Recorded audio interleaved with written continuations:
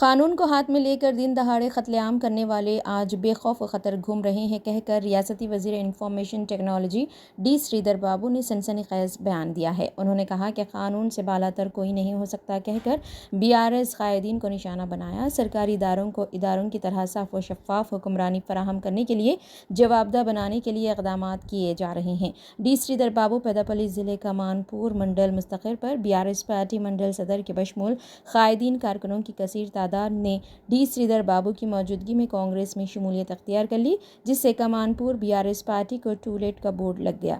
श्रीधर बाबू ने इनको कांग्रेस का खंडवा पहनाकर कांग्रेस पार्टी में शामिल कर लिया।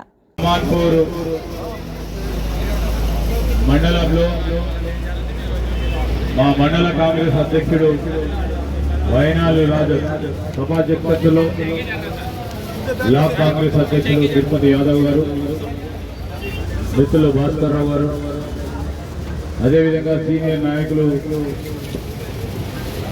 మార్తి గారు,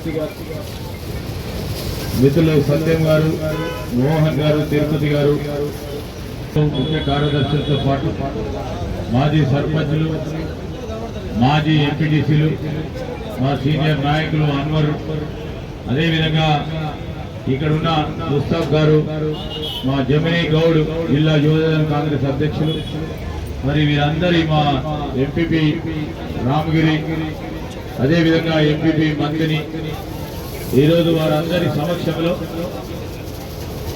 మరి కమాన్పూర్ మండలానికి సంబంధించిన టీఆర్ఎస్ మండల అధ్యక్షుడు కిషన్ రెడ్డి గారు, అదేవిధంగా మిత్రులు మళ్ళా తిరిగి కాంగ్రెస్ పార్టీలో చేరుతా ఉన్న కృష్ణమూర్తి గారు, అదేవిధంగా ఇమ్తియాజ్ గారు, మరి మా సోదరులు ముదిరాజు నాయకుడు పిల్లి శేఖర్ గారు, మరి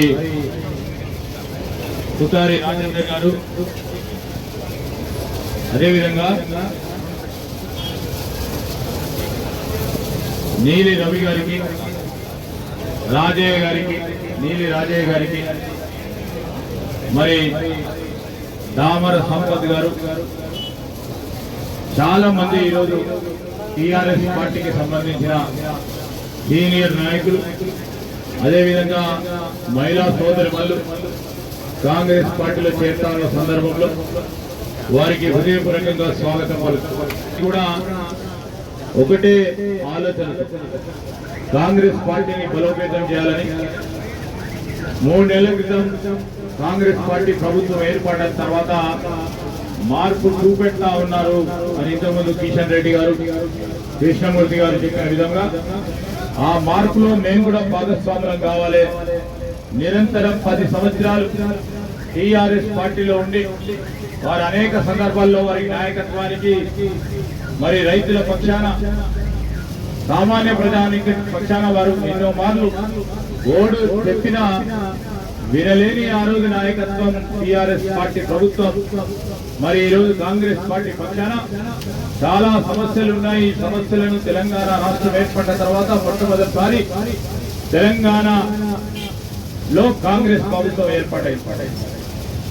ప్రధానంగా దళిత సోదరులకు సంబంధించి,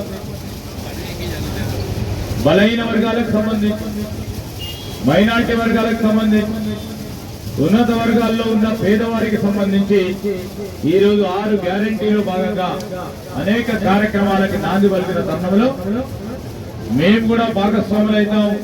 మేము అందుకోసమే రాజకీయాల్లోకి వచ్చామని ఈ రోజు వరకు కూడా ఒక్కటి కూడా సాధించలేకపోయినాం. 10 సంవత్సరాల టీఆర్ఎస్ పార్టీ ప్రభుత్వ హయాంలో అని వారు కాంగ్రెస్ పార్టీలో చేరుతా ఉన్న సందర్భంలో మేము వారికి కానీ మా కాంగ్రెస్ పార్టీ పక్షాన ఆ రోజు వేదికపై ఉన్న మా కాంగ్రెస్ పార్టీ మిత్రులు అనేక మంది ఈరోజు మీ పక్షాన్ని నిలబడి 6 గ్యారెంటీలను మీ ఆశీర్వాదం తీసుకొని ముందుకు నడిచినాం.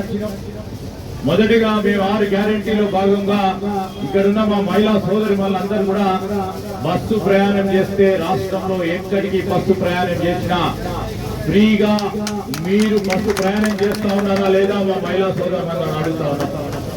ఎక్కడికి పోయినా మీరు కార్యాలయాలకు పోయినా లేకుంటే అవసరాల నిమిత్తం మీరు పెద్దపల్లి పోయినా, కరీంనగర్ పోయినా, హైదరాబాద్ పోయినా, లేకుంటే కోపం వచ్చి భర్త మీద మీ అమ్మగారింటికి పోయినా ఫ్రీగా బస్సు ప్రయాణం ఎక్కిస్తామని చెప్పినాం. అదే విధంగా బస్సు ప్రయాణానికి సౌకర్యాన్ని కల్పించి ఈరోజు కాంగ్రెస్ పార్టీ మాట నిలబెట్టింది.